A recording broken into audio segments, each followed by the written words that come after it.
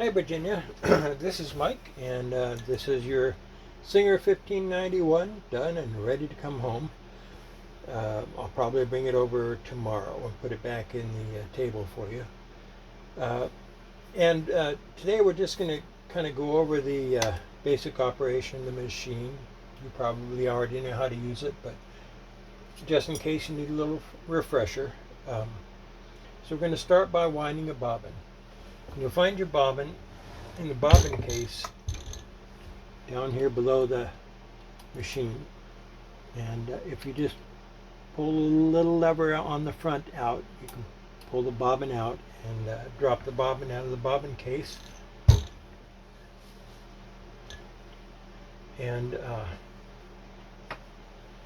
your bobbin winder, of course, is over here. I put a new rubber tire on it because your old one was kind of seen better days anyway. So to wind the bobbin, put your spool of thread on the spool pin down here below the bobbin winder. Go into the bobbin winder tension device right here, then up to your bobbin. And before I put the bobbin on the winder, I usually put the thread through one of the holes. Put a finger on it there to hold it, and put several wraps on the bobbin just to hold the thread in place while the bobbin winds. Then you put your bobbin onto the bobbin winder and turn the rubber tire until the little keeper pin goes into the slot on the side of the bobbin. Press this lever down and it pushes the rubber tire up against the hand wheel, and there's a chrome knob in the center of the hand wheel. You want to turn towards yourself, quarter turn until you feel it hit its stop.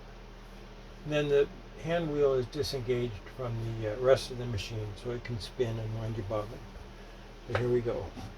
Just give it a little gas, and there you go, winding the bobbin. I'm not going to wind the whole bobbin because I already have one in place down there. But I wanted to show you just in case. And to remove your bobbin, lift that lever up, retighten your clutch knob, and pull your bobbin off.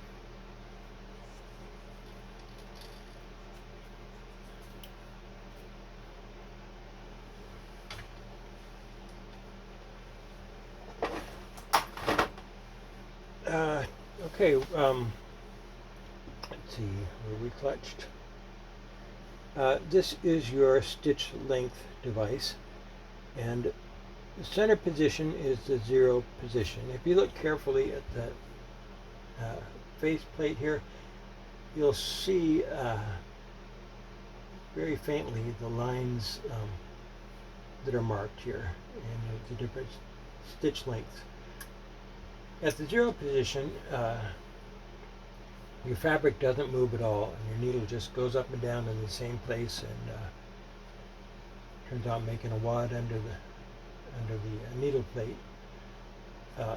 But going down from that center position, as you go further and further down, your stitch length gets longer and longer and longer. So your biggest stitches will be at the very bottom. In the 0 position going up, your stitches get longer and longer, but in reverse. So I'm going to set it on about 12. You can just kind of barely make it out there.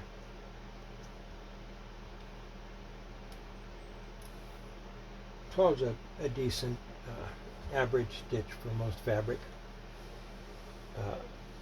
So that's your stitch length. This is your upper tension device, and it's set so your average tension is about 3 on that dial. If you're working on something heavier, you may want a longer, more tension. If you're working on something delicate, you may want less tension. Your feed drop, should you want to do darning or machine embroidery, is down here. It's this knob here. You just screw it all the way out, and the feed drops, and let's see. The feed drops, and then you're moving the fabric around instead of the machine. And I'm going to leave it.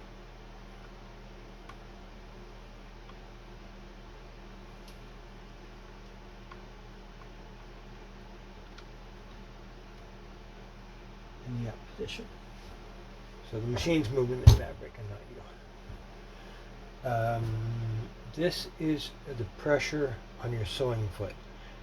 When you do machine embroidery or darning or anything where you're moving the fabric and not the machine, you want to let off your pressure on your sewing foot. Down, of course, is more pressure. Up is less pressure.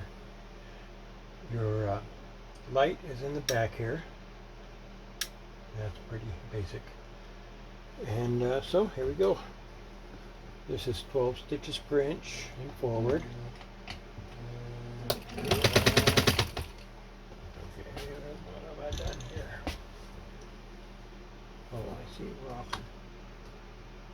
since it's not in its table,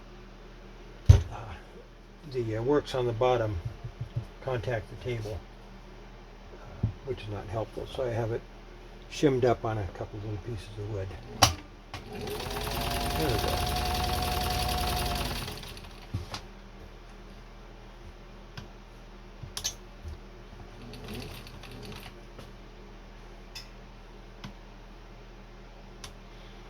There's the longest stitch length.